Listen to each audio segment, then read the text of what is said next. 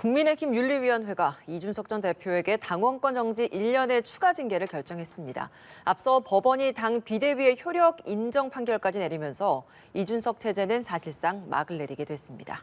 이번 윤리위 징계와 법원 판결의 의미 그리고 그 파장까지 김연아 전 의원, 서영주 더불어민주당 상근 부대변인 두 분 모시고 이야기 나누겠습니다. 어서 오십시오. 안녕하세요. 네, 국민의힘 윤리위 오늘 새벽에 이준석 전 대표에 대한 당원권 정지 1년의 추가 징계 결정했습니다. 먼저 이양희 윤리위원장의 발표 내용 듣고 대담 시작하겠습니다. 국민의힘 전 대표 이준석 처분에 대해서는 국민의힘 중앙윤리위원회는 상기인에 대하여 지난 22년 7월 8일에 결정된 당원권 정지 6개월에 추가하여 당원권 정지 1년을 의결함, 당원 개정과 새 비대위 구성을 저지하기 위한 가처분 신청을 한 것이 핵심 이유가 되고요. 또 하나는 상임정국위원회 및 정국위원회 소집과 의결에 대해 당원권이 정지된 당대표의 지위와 당원으로서 매우 부적절한 행위라고 판단을 하였고요. 또 당 소속 의원 등에 대한 지속적인 모욕적 비난적 표현을 사용하며 타인의 명예를 훼손하는 것은 전혀 절대 그렇지 않았습니다. 우리가 이준석 당원한테는 출석 소명의 기회를 충분히 제공을 했습니다. 그럼에도 불구하고 출석을 안 했다는 것은 본인의 권리를 본인이 그냥 내려놓으신 거라고 생각을 하면 되겠습니다.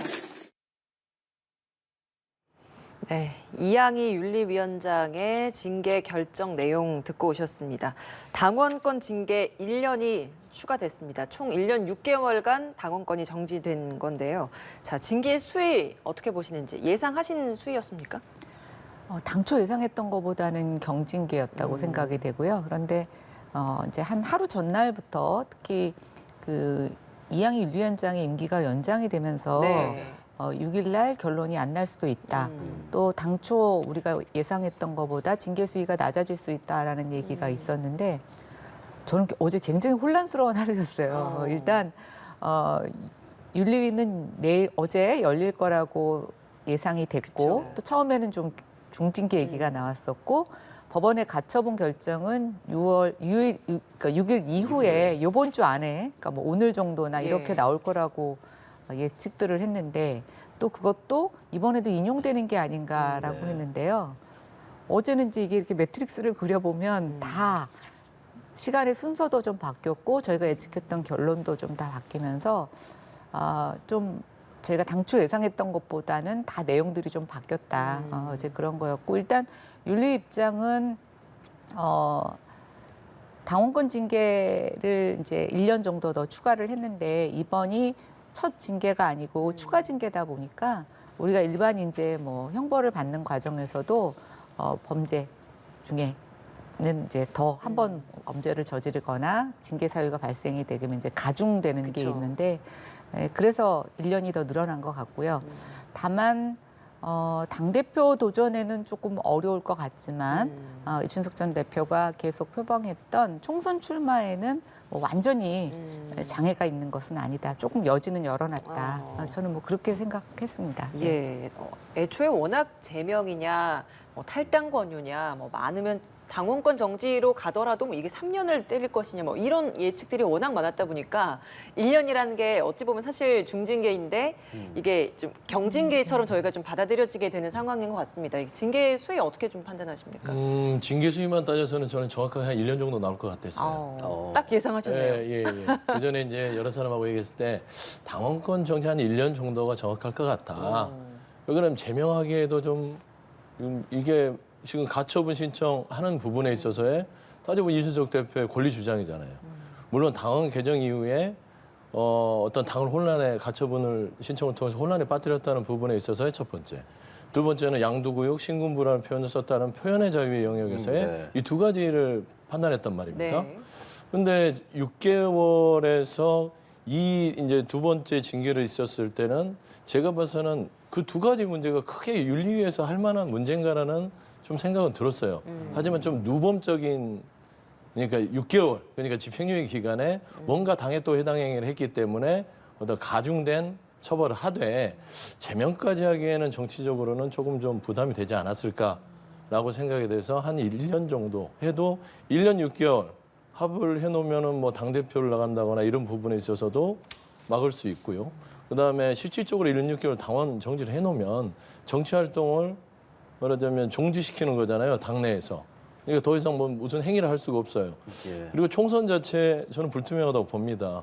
1년 6개월의 당원의 어떤 징계를 받은 사람을 총선 때 공천을 주겠습니까? 못 주죠. 그래서 이런 부분에 있어서는 전반적으로 이준석 대표에 대해서 국민의힘의 윤핵관들의 승리로 끝났다라고 볼 수 있지만 저는 1대1 무승부다라고 보는 겁니다. 그러니까 처음에 권선동 체제를 이준석 대표가 이겼잖아요. 그리고 나서 당의 당헌 개정을 통해서 말하면 정진석 비대위를 출범을 시킵니다. 그러니까 이 사법부도 그렇고 여러 가지 사람들이 뒤의 부분은 비상 상황이라고 판단한 거겠죠. 그런데 윤핵관들이 이준석 대표를 쫓아냈던 첫 번째 이준석 대표가 이겼던 부분들은 비상 상황이 아닌데 비상 상황인 것처럼 했다는 걸로 법원이 판단을 했던 거죠. 그래서 이준석 대표의 승, 지금은 이준석 대표의 패. 그러면 1대1이죠. 그러면 이제 결승전이 남았어요. 전 그렇게 결승전은 봅니다. 뭔가요, 그러면? 이 결승전을 보면 이제 뭐 수습이 된 것처럼 보이지만 네. 일단락이 됐지만 이준석 대표가 가지고 있는 정치적 행보에 있어서는요. 솔직히 당대표 출마할 생각이 없었을 거예요. 본인이 뒤에서 백업을 하는 입장을 하지 본인이 이렇게까지 6개월 정지가 되고 나서 뭐 당대표를 나서겠다 그런 생각 안 했을 거라고 보고 이준석 대표가 생각하는 사람이 당대표 말하자면 그 우리가 아는 그분이 될 수 있도록 정치적으로 그 당에 대한 어떤 당대표를 백업해주고 본인은 창당을 하거나 정치적 모색은 그 이후에 총선을 막은다거나 공천권을 행사하지 못할 때는 그런 정치적 탈출구를 생각할 수 있다.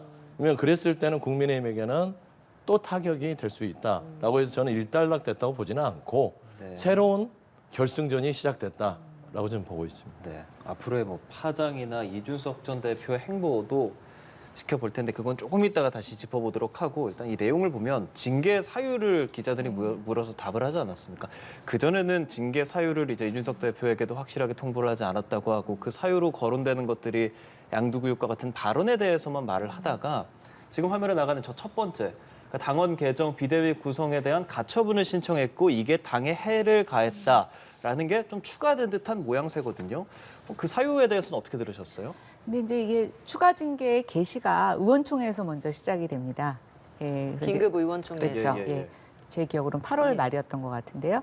의원총회에서 이제 처음에 제기됐을 때는 이 이준석 전 대표의 거친 언사가 저는 주요 원인이었다고 생각이 되는데 이항희 위원장께서 이걸 받아들이는 과정에서 저는 그거보다 더 중요하게 생각했던 게 이 거친 언사가 민심이 당에서 이탈되는데 굉장히 큰 역할을 했다. 그리고 결국은 당의 지도력을 분산시키고 내부 싸움으로 인해서 굉장히 힘이 빠지게 되면서 집권 여당이 지금 새롭게 출범하는 이 시기에 과연 당대표를 지낸 이준석 대표가 이런 행동을 하는 것이 얼마나 당에 큰 해를 가했느냐라는 것에 더 주안점을 뒀다고 보고 저는 그 징계 사유가 더 맞다고 보고 있습니다. 근데 앞서서 윤리위원장이 네. 징계 개시하면서 네. 사유를 들었던 건 사실 그 언급이 전혀 없었어서 이번에 이제 발표를 할 때는 그게 가장 큰 사유였다라고 얘기를 하니까 네. 왜 이게 이제 뒤늦게 나왔지 이런 의문이 생기는 근데 것 이제 같아요. 보통 저희가 징계 사유를 이렇게 들 때 이제 이번에는 이준석 대표가 이제 SNS 상으로 본인이 내가 이렇게 양두구육이라는 말을 해서 징계를 받나라고 해서 이제 여러 가지 비유를 들면서 이제 일종의 약간 항변을 했죠. 그러다 보니까 온통 기자들의 관심이 이 표현 때문에 징계를 받나? 또 대통령의 어떤 발언 문제 때문에 계속 얘기가 있다 보니까 계속 이게 핫한 관심이었지만 이항희 위원장께서 어떤 그 표현 때문에 징계를 한다고 하신 적은 제가 어제 밤새 기사를 찾아봤는데 그걸 언급한 게 없고 기자들이 이게 맞냐 그랬더니 언론에서 많이 언급된 적이 있다. 예. 그 정도만 언급을 네. 하셨어요. 네. 그러니까 표면에 드러난 것이 발언에 대한 지적이지 사실 위원장은 계속 이 가처분에 대한 당에 해를 가하는 걸 생각을 하고 있었을 것이다 이런 네, 말씀인 거죠. 지금 윤리위라는 게 그렇지 않습니까? 윤리위라는 게 단순히 우리가 발언 때문에 징계를 한다면 가벼운 징계로 끝낼 수 있죠. 그러나 당대표라는 직분, 그다음에 이 당대표의 발언이 지금 가처분 신청도 어제 좀 자세하게 얘기를 하셨는데 지속적으로 가처분 신청을 했고 당헌 개정을 위한 것이 의원총회, 그다음 전국위에서 다 결정이 됐음에도 불구하고 그것에 대해서 계속 항변한 것 자체를 지금 문제를 삼고 있기 때문에요. 저는 조금 글쎄요, 일반 국민들이 보실 때는 뭐 그게 무슨 차이가 있겠냐고 보지만 당의 어떤 규율, 그다음에 당론이라는 것을 추진시키고 실천하는 당무 입장에서 보면 저는 굉장히 중요한 입장이었다 이렇게 생각합니다. 예. 지금 좀 한마디만 보태면 지금 국민의힘의 1년에 지금 한 두 달간, 세 달간의 이런 모습들은 정당사에서 굉장히 부끄러운 일이에요. 말하자면 영선의 젊은 당대표가 선출이 됐고 그래서 새로운 정치 혁신을 기대했던 보수층에 여러 사람들이 있을 거예요. 근데 윤핵관이라는 분들이 권력의 어떤 본인들의 권력을 쟁취하기 위해서 젊은 친구를 이용해 먹고 버린 거기에 대해서 가처분을 신청하면서 지금까지 온 거거든요. 이거는 굉장히 정치권에서는 있어서는 안 되고 부끄러운 일이에요. 근데 이제 이거를 좀 더 지금 이제 좀 자세하게 들여다보면 이준석 대표가 뭐 양두구역 신군부 했다. 이게 주가 됐다면 더더욱 창피한 일입니다. 이건 표현의 자유의 영역이죠. 그 정도도 말 못하면 어떻게 정당 민주주의를 실천하는 그런 정당이라고 표현할 수 있겠냐.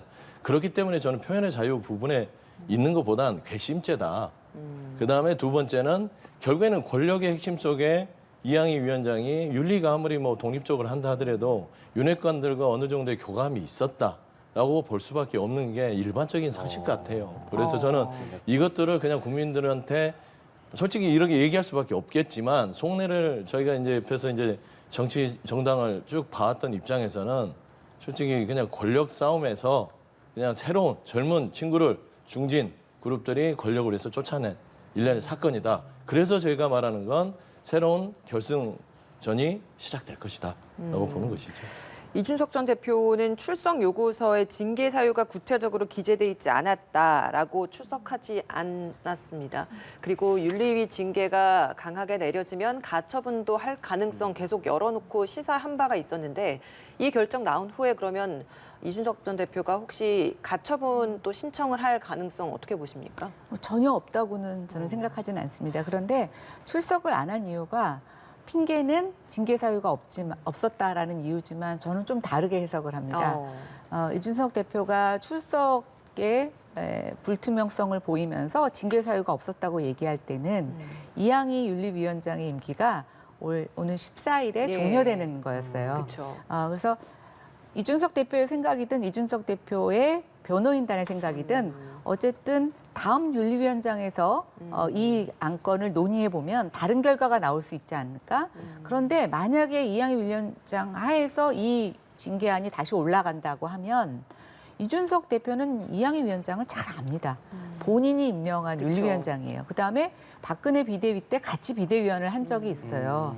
아마 이번에 아무리 본인이 가서 소명을 해도 결과가 크게 달라지지 않을 거라는 생각을 했을 거라고 생각이 네. 되고 그런 여지가 있을 때, 그러니까 이제 윤리위원장 임기가 끝나고 다음 윤리위가 시작된다라고 하면 굳이 지금 소명할 필요가 없겠다라는 생각을 하고 있었을 거라고 생각이 되는데 어제 이것도 변수였죠. 하루 전날까지도 사실 예측을 못했는데 네. 당일날 아침에 이제 윤리위의 임기가 갑자기 1년이 연장이 됐어요. 네, 그래서 저는 좀 그런 생각이 있었다라고 생각을 하게 되고, 물론 뭐 정치의 역사가 단년도에 어떻게 해석되느냐, 또 뭐 1, 2년 뒤에 어떻게 해석되느냐, 아니면 조금 더 멀리 몇십 년 뒤에 어떻게 해석되느냐라는 것은 저희가 단정 지을 수 없는 거라고 생각이 됩니다. 근데 아까 이제 서 부대변인이 말씀하신 것처럼 젊은 당대표를 뽑아놓고 우리가 그것을 토사구팽했다라고 평가할지 역사는 국민의힘에서 젊은 당대표가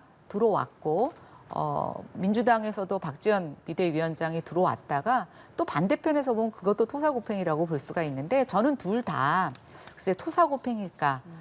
그러나 완결되지는 못했지만 새로운 정치사에 역할을 부여받은 하나의 기록으로 남을지는 저는 조금 더 지켜봐야 된다고 생각합니다. 당원권이 정지된 거지 뭐 나간 거는 아직 아니니까.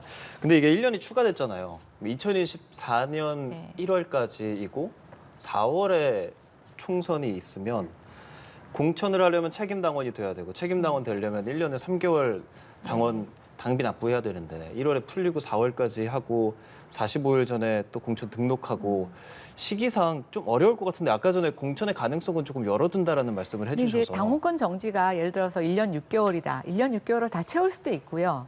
중간에 예. 어떤 당의 정무적 판단으로 인해서 풀릴 수도 있습니다. 어. 그 가능성이 안 된다라고 하는 건 없거든요. 다만 지금 예측하신 대로 1년 6개월을 다 채워서 당원권 정지가 이루어질 수 있습니다. 네. 지금 문제 제기를 하시는 건 1년 6개월을 다 채울 때 일어날 수 있는 문제 제기고요. 만약에 그 전에 여러 가지 정무적 판단이 있을 수가 있죠. 예를 들면 뭐 이준석 대표가 필요한 당의 상황이 생긴다거나 또 이준석 전 대표가 출마하려고 하는 지역이 굉장히 험지여서 굉장히 당의 전략상 그 사람이 꼭 나가야 되겠다고 생각이 된다. 뭐 이런 판단이 있을 경우 뭐 여러 가능성이 있는데 저는 전혀 1년 6개월을 꼭 다 채워야 된다. 꼭 그것만 단정 지을 수는 없다고 생각이 됩니다. 네. 열린 결말이다. 1년 6개월 안 채우고 또 빨리 복귀하게 되면 거기에서 또 출마를 또 염두에 볼 수도 있는 건데 문제는 이제 그 공천을 받으려면 이 징계가 이 정도의 강한 징계를 받았던 전력이 있으면 공천을 주는 데 있어서도 사실 마이너스가 되잖아요. 아니 그러니까 이거 여기서 넘어갈 이유가 없어요. 공천 못 합니다. 그래요? 그러니까 그거는 말한 대로 뭐 필요하면 이준석 대표를 소환한다. 그 이준석 대표를 2번 토사구팽하겠다는 소리 아닙니까? 그거는 정치적으로 잔인한 일이에요. 1년 6개월 당원 정지를 해서 그냥 이준석 대표에 대해서 다 이용해 먹고 지금 버린 상태에서 1년 6개월 끝나서 다시 필요하니까 와달라? 그건 있을 수도 없는 일이고 그래서는 안 되는 일이죠.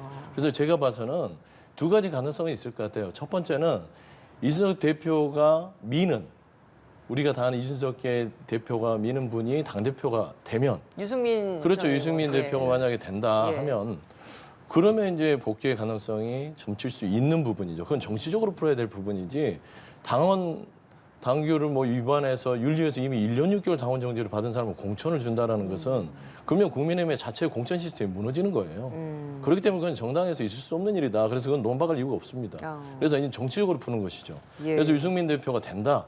그래서 국민의힘이 어떤 지금 이준석 대표를 쫓아낸 윤핵관들이 권력에서는 이겼지만 전체적으로 당원이나 국민들이 바라는 시각에 이건 옳지 않다라고 해서 유승민 대표가 새로운 당대표가 됐을 때는 그때 가서 이제 새롭게 한번 분석을 해야 될 부분이지 이 부분을 지금 뭐 당원권 정지를 분석하고 당비를 뭐 납부하고 이런 부분들은요 지금 별로 중요한 문제는 아닌 것 같습니다. 예. 혹시 반박하실 말씀 있으십니까? 아니, 그러니까 제가 말씀드렸잖아요. 예. 어떠한 가능성도 열려 있어요. 근데 저는 이번에 보는 게 제명 처리를 하지 않았다라는 건 네네. 정말 열린 결말이다. 그리고 어떠한 앞으로 상황이 벌어질지는 정말 누구도 예단할 수 없습니다. 이 제명 처리를 하지 않았다는 것을 두고 일각에서는 뭐 말 잘 들으면 공천 가능성 줄게 이런 길들이기다 뭐 이런 표현까지 쓰기도 하거든요.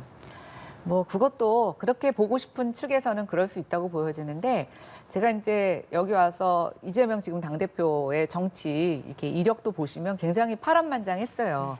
예전에 문재인 대통령이 대선 출마하셨을 때는 일종의 이제 문재인 지지자들로부터 굉장한 비난을 받았죠. 그 당시에 아마 이재명 그때 성남시장이 차기 당대표로 나올 수 있을까? 이렇게 생각했던 사람이 얼마나 될까. 근데 지금 보면은 이재명 대표가 전당대회를 거쳐서 물론 투표율에 전체적으로 투표율이 낮았지만 득표율로 보면 굉장히 압도적이지 않았습니까? 네. 그래서 뭐 저는 정치는 정말 예단할 수 없다. 예. 예, 윤리위 결정 하나 더 나온 게 권성동 전 원내대표에 대한 결정이지 않습니까? 엄중주의 결정이 내려졌습니다. 연찬에서 술 금지령이 내려졌는데 술을 마셨다는 논란이 생기면서 이제 이 징계 절차를 밟게 됐는데 엄중주의 조치 정도로 끝이 났습니다. 이 결정 어떻게 좀 판단하십니까? 그냥 뭐 단순하게 국민들은 이 결정을 보면 정치적으로 분석하지 않더라도 상식선에서는 윤핵관이 이제 장악한 당이구나라는 걸 알 수 있는 것이죠. 이준석 대표의 표현의 자유, 양두구역, 신군부 할 수 있다고 봅니다. 따지고 보면 이 나라의 대통령께서 민주당 그러니까 국회의원들을 향해서 EXX라는 비속어를 해도 어떤 징계도 안 받고 어떤 사과도 없는 나라잖아요. 그러면 이 정도 이준석 대표 양도교육 신고부 이게 징계 사유일까요? 차라리 권선동 전 원내대표가 연찬회에서 이 술을 마시고 그걸 금지해서 어떤 당에 해를 끼치고 당에 해를 끼친다는 건 무슨 의미를 하냐면 당원들이나 당원들도 마찬가지고 국회의원의 어떤 위신을 실추시킨 것도 있지만 국민들에게 신뢰를 떨어뜨린 거예요. 국민의힘에. 이런 것들을 엄중하게 해야 되는데 그걸 엄중주의를 하라는 것은 뭐냐면 봐준 거죠. 아. 저는 그렇게 봅니다. 그래서 형평성이 안 맞아요. 그래서 이미 이 국민의힘은 개혁보다는 권력화돼 있다. 위원회간의 권력화가 됐기 때문에 저는 앞으로 이 보수 혁신은 일단은 멈췄다고 저는 생각이 됩니다. 형평성에 맞지 않다라고 판단하셨는데 어떻습니까? 뭐 당의 징계는 저는 상대적인 거라고 보여지는데 예를 들어서 김철근 정무실장과 이준석 당대표 간의 징계를 보면 네. 저희가 이제 김철근 실장에 대해서 다 잊혀졌지만 저는 이준석 당대표에 대해서 일종의 당대표로서의 예우가 있지 않았나. 왜냐하면 증거인멸 교사보다 증거인멸을 하러 간 사람이 사실은 더 중징계를 2년 받았잖아요. 나왔었죠. 네, 네. 그렇죠. 그래서 뭐 저는 그거는 정무적 판단이 있었다고 보고 있고요. 아까 이제 서부 대변인께서 국민의힘이 혁신이 멈췄다. 혁신을 한번 했다는 거에 대해서는 인정을 받는 것 같아요. 근데 이제 권성동 원내대표의 그 음주와 관련된 거는 글쎄 어떤 부분은 너무 약하다고 볼 수 있지만 네. 저는 그래도 당내에서 이런 사건이 있었을 때 징계위에 회부하는 거, 그래서 어쨌든 징계위 테이블에 올려놓는 거, 그다음에 경고라는 것이 아무 효력이 없는 거지만 저는 다른 사람들에게 야 이제는 누가 당에서 어떤 그런 주의하라는 것이 떨어졌을 때 그걸 실천하지 않으면 언제든지 윤리위에 회부될 수 있구나라는 경고 사인을 줬다고 생각해요. 그럼 의원님께서는 이게 이준석 전 대표 사안이 없었어도, 그러니까 이게 뭐 명분 쌓기다 뭐 이런 비판도 있었잖아요. 없었어도 이 권성동 전 원내대표에 대해서 윤리위원회 열렸을 거라고 생각하시는 저는 거죠? 지금의 당 상황이 저희가 발언이나 어떤 문자 뭐 이런 것들 때문에 여러 혼란이 있었고 그걸 비상 상황으로 규정한 거 아니겠습니까? 네. 그리고 저는 이제 당이라는 게 항상 상대적으로 이렇게 비교해 보면서 윤리적, 도덕적 우위에 대해서 저는 경쟁하는 게 굉장히 중요하다고 생각해요. 근데 제가 이제 최강욱 의원 한동안 그 쌍디귿과 쌍지읒 논란이 됐었을 때 논란은 많이 됐지만 결국 어떤 책임을 졌는지 국민들 다 기억하지 못하십니다. 사과를 그때 하신 건지 사과성 발언을 하셨다가 나중에 또 번복하셨는지조차 이제 기억이 안 나는데 사실 국민의힘은 지금 음주 금지령에 대해서 어쨌든 원내대표까지 지내신 분한테 엄중 경고한 거잖아요. 네. 근데 글쎄요, 과연 민주당에서는 당 지도부였던 분들에게 그렇게 엄중 경고가 이루어졌나? 저는 잘 기억이 나지 않습니다. 예. 저당 지도부가 아직 잘못한 게 없어서요. 예, 그러면 하겠죠. 최강욱 의원이 그때 최고위원 아니셨나요? 최강욱 의원에 당시 대해서 제가 윤리 징계를 했고 결정이 그다음 거기에 났나요? 대해서 이제 말하자면 재심의를 요청을 했던 거라서 네. 이미 당한 징계를 아주 세게 내렸습니다. 거기에 대해서 아니, 재심 재심의에서 청구를 한 결과가 사건이- 재심 청구를 한 예. 것뿐이죠. 그러니까 재심 청구한 다음에 그 다음에 결론이 지금 뭐 이루어졌나요? 어차피 아시다시피 재심 청구를 하면요. 네. 그게 이제 처음에 결정 내린 거 이하로 깎아지지는 않아요. 그래서 결정이 됐나? 저는 그 이후로 재심 청구에 대해서 재심 청구가 기각되고 원래의 징계가 유지된다라는 기사를 한 번도 본 그거는 적이 이제 저희 당이 없어서. 알아서 하겠습니다. 알겠습니다. 자, 윤리위 결정 이야기 나눠봤고요. 사실 이준석 전 대표에게는 어제 굉장히 폭풍 같은 하루였을 것 같습니다. 물론 오늘 새벽에 나오긴 했습니다만 연장선상에서 이제 하루 안에 이제 모든 것들이 이루어진 게 법원 판단이 그보다 앞서서 오후에 나왔기 네. 때문인데 법원 결정이 예상보다 앞서 말씀하신 것처럼 빨리 나왔습니다. 이렇게 빠르게 법원이 결정을 내린 건 어떤 배경이 가장 크다고 보세요? 근데 원래 가처분에 대해서 법원이 이렇게 판단을 지연한다는 것 자체가 좀 이례적이었어요. 근데 이번 사건은 지난 가처분에 대해서 이제 법원이 몇 가지 조건을 제시했죠. 그다음 비상사항이 아니라는 규정에 대해서 논리적인 근거를 네. 댔는데 사실 그 부분에 대해서 국민의힘에서 당원 당규를 개정을 하고 미비점을 보완을 했습니다. 예. 그리고 이게 여러 가지 논리를 봤을 때 제가 처음에 그 지금 법원의 판결을 이렇게 쭉 보니까 그동안 개입하지 않았던 정당의 자율적인 의사 결정에 대해서 그럼에도 불구하고 절차적인 정당성을 조금 개입하고 여지를 준 반면에 그럼에도 불구하고 법원은 정당 내의 어떤 정치적인 행동, 판단에 대해서는 자율권을 보장하는 형태로 이번에 결론을 낸 것이다. 예, 근데 저희가 여태까지 이런 일이 많지 않았다 보니까 처음에 되게 좀 진일보하게 뭔가 지는 것 같아서 그럼 진짜 사법부가 이제 정당의 여러 가지 정치적 의사결정에 대해서 많이 개입하는 건가? 네. 이런 우려를 갖고 생각을 했었는데 역시 법원은 진일보하지만 그래도 딱 선은 지켰다. 저는 그렇게 해석됩니다. 예. 인용 예상하진 않으셨어요? 인용 예상은 조금 저번 처음보다는 좀 불투명했어요. 왜 그러냐면 가처분 신청이라는 자체가 법률적으로 현재 상황을 판단내는 거죠. 그러니까 이거는 소송이 아닙니다. 행정소송이나 권리구제를 위한 소송은 일련성의 과정을 보지만 가처분이라는 거는 저번 1차 가처분은 그 상황 자체를 법원이 판단한 것이고 그리고 나서 그 당시에 설명을 드리면 비상 상황이 아니었다고 법원이 판단한 거예요. 네. 가짜 비상 상황. 그래서 절차적인 정당성이 없다. 정당 민주주의를 훼손했다라고 해서 인용을 한 것이고 그리고 나서 국민의힘이 당헌 개정을 통해서 비대위 출범을 했잖아요. 그거는 비상 상황이었기 때문에 당헌 개정을 통해서 비대위 출범했다고 봤기 때문에 기각을 한 것이다. 보는 것이 그냥 일반적인 해석이고요. 그래서 저는 이준석 대표가 이 부분에 대해서는 인정을 할 수밖에 없는 상황이고 본인의 권리 구제를 하고 싶다면 어떤 법원의 소송을 통해서 권리 구제는 받을 수 있다.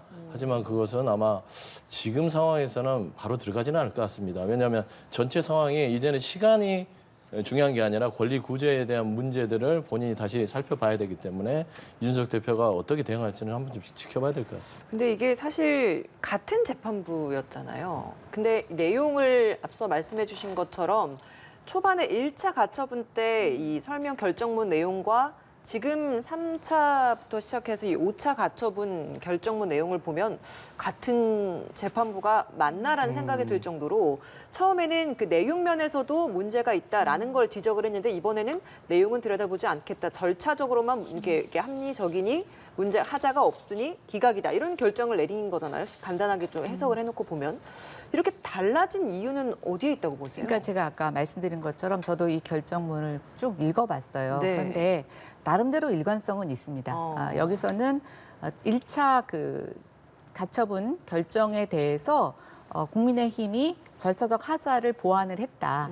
그 부분에 대해서 당헌 개정에 대해서는 채권자, 그러니까 이준석 전 대표에 대한 실익이 없다고 판단을 했어요. 네, 그리고 아까 이제 서 부대변인께서도 말씀하셨지만 결국 본안 청구에서 또 우리가 권한쟁의를 할 수 있는데 이 법원의 판단의 경우에 있어서는 이 정도까지가 법원이 정당의 어떤 절차적 정당성에 대해서 개입할 수 있는 한계다라고 선을 그으신 것 같아요. 예. 알겠습니다. 이게 1차와는 또 완전히 또 다른 역전의 결과가 나와서 이준석 전 대표도 입장을 냈죠. 입장을 낸 것이 재판부에 감사하다. 일단 처음엔 그렇게 얘기를 하고 두 번의 선거에서 이겨놓고 무엇을 위해 싸워야 하는지 허탈했지만 권력에 맞서왔다. 외롭고 고독하게 제 길을 가겠다. 저희가 계속 이 전 대표가 앞으로 어떤 식으로 나갈 거냐에 대해서 고민을 하고 예측을 해보고 있는데 이 입장문을 놓고 생각해 봤을 때 여기서 말하는 외롭고 고독하게 제 길을 가겠다. 여기서 말하는 길 무슨 길이겠습니까? 이준석의 길이겠죠. 그 이준석의 길이 근데 이준석의 길은 예. 봐서 알겠지만 이거 전체를 봐서는 그러니까 이 강론을 보면 1대1 승부지만 전체를 봐서는 이준석 대표가 저는 이겼다고 봐요. 그러니까 본인은 현 권력에 맞서서 가처분 신청을 통해서 영선의 젊은 대표가 토사구팽까지 당하면서 맞서서 굴하지 않고 싸웠다. 그리고 여기까지 맞췄다라는 부분들은 이준석 대표에게는 정치적 자산이라고 봅니다. 뭐 언론이나 뭐 국민의힘에서는 어떻게 생각할지 모르지만 이준석이 정치가 끝났다? 그렇지 않습니다. 이제 시작이다. 지금까지 이준석 대표는 본인의 정치적 자산의 내공을 한 1, 2년 걸릴 거를요. 한 3, 4개월 안에 올려놨다고 저는 봐요. 그렇기 때문에 국민의힘은 말하자면 이준석 대표의 몸값을 올려줬고 향후에 이제 시간이 지날수록 국민의힘은 나중에 이 이준석이라는 시한폭탄을 어떻게 안아야 될지 고민에 빠질 것이다. 라는 측면에서는 이준석 대표는 세 가지가 있습니다. 첫 번째는 본인이 당원 모집을 했듯이 본인의 세력을 모을 것이고요. 두 번째는 지금 유승민 대표가 전당대회를 준비하는 데 있어서 물밑에서 도울 것이고, 세 번째는 개인적으로는 메시지를 줄이고 방송 출연이나 본인이 이제 본업을 많이 했잖아요. 한 10년간.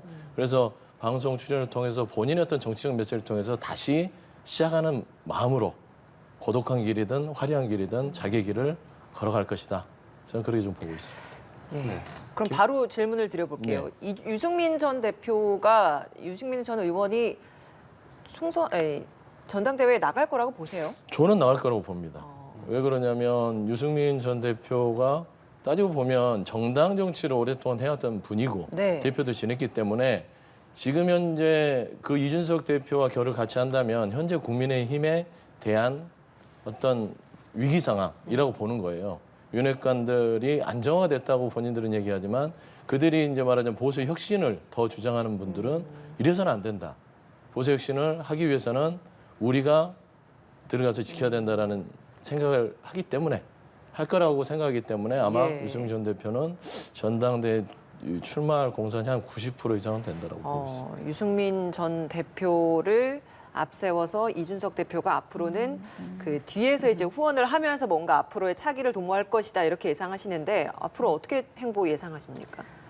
이준석 전 대표가 차기 당권 주자에 대해서 지원을 할 거다라는 거에 대해서는 저도 뜻을 같이 합니다. 그런데 그게 과연 유승민 전 의원일지. 네. 왜냐하면 아직 당대표 후보군이 명확하게 드러나지를 않았습니다.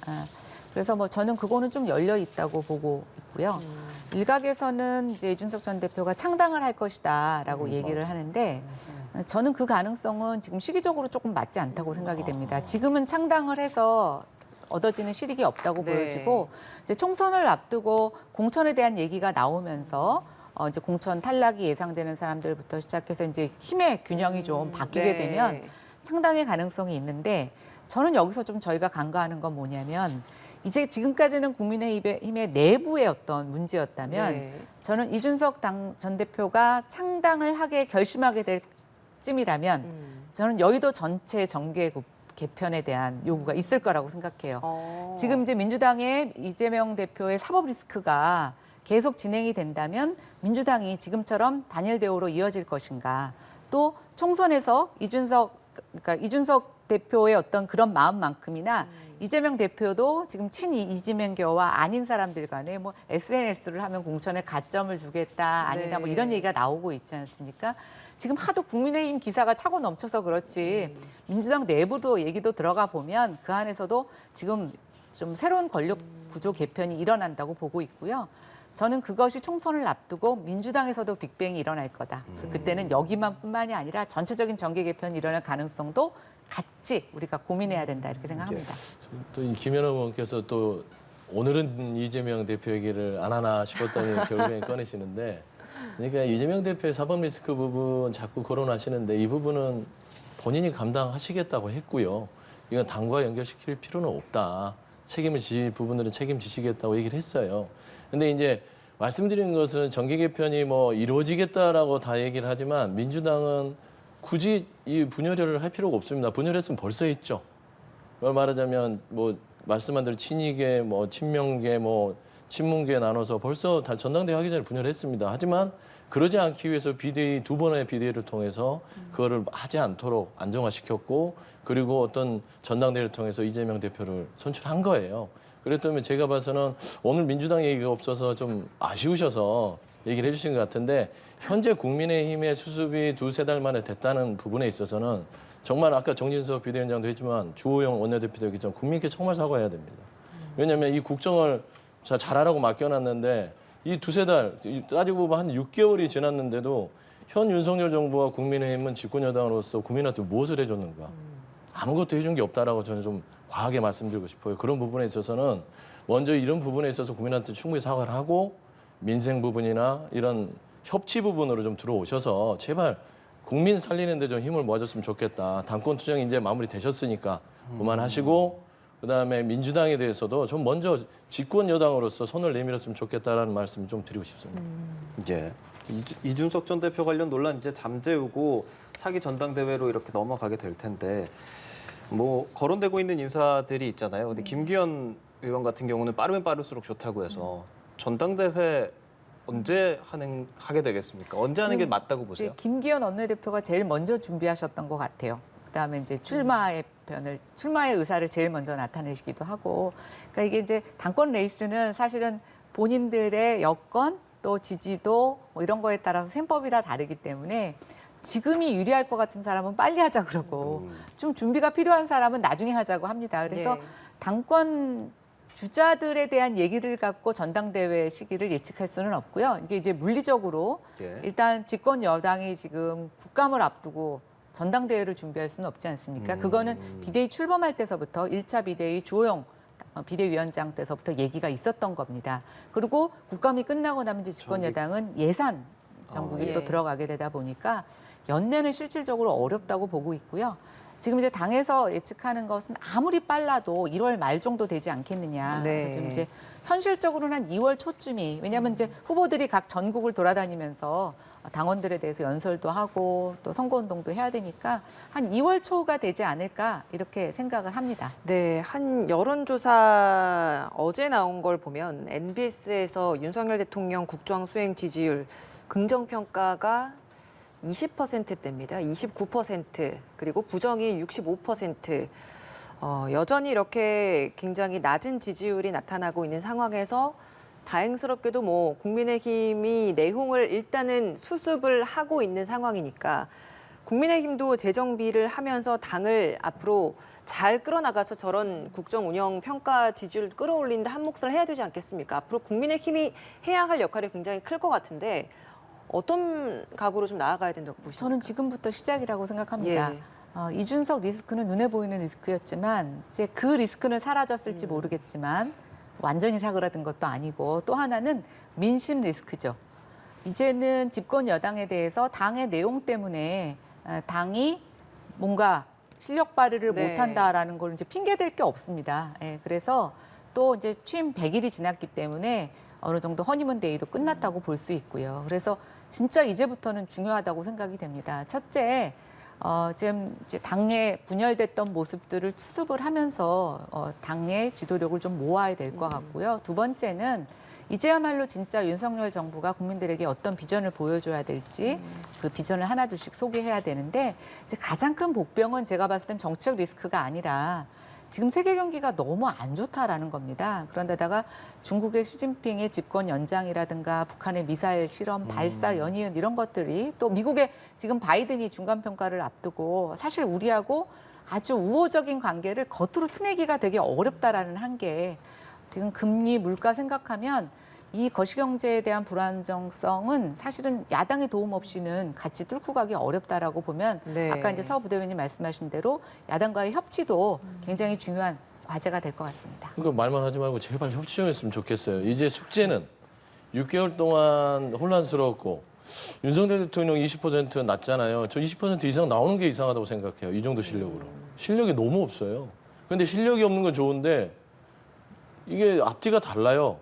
앞뒤가 다르다는 것은 신뢰가 떨어졌다. 결국은 29%는 실력도 실력이지만 국민적인 신뢰가 떨어진 거예요. 저는 두 가지만 지켜줬으면 좋겠어요. 의회 존중하겠다고 말하셨으니까 그거 지켜주시고, 그다음에 의회 야당과 협치하겠다고 약속하셨어요. 국민들한테 했는데도 6개월 동안 야당 대표 한 번을 만나지 않습니다. 그래놓고 무슨 협치하자고 이제 말을 하면은 그러겠습니까? 거기에다가 야당 국회의원들한테 EXX라고 했는데 그거부터 사과하셔야지. 그런 인간적인 도리 아닙니까? 그런 것도 없이 무슨 협치를 얘기한다? 그거는 순서가 틀렸다. 그다음 두 번째, 국민통합. 국민통합은 뭐냐면요. 조금 다르더라도 같이 가는 거 아닙니까? 그게 통합입니다. 그런데 지금 보면 조금만 다르면 지금 표현의 자유 있잖아요. 고등학생이 그 기차 그렸다고 해서 엄중경고를 하는 그런 국정 운영을 하면 안 됩니다. 달라도 조금 비판을 하더라도 겸허하게 받아들이면서 그래. 예. 참 보기 좋네. 이러면서 국민통합 이뤄내는 모습을 보이는 것들이 약속을 지키는 정부가 될 것이다. 라는 좀 말씀을 드리고 싶어요. 예, 알겠습니다. 앞으로 달라지는 국민의힘 그리고 높아질 수 있는 지지율이 될 수 있을지 좀 지켜보겠습니다. 김연아 전 국회의원, 서용주 더불어민주당 상근 부대변인 두 분과 함께했습니다. 고맙습니다. 두 분 고맙습니다.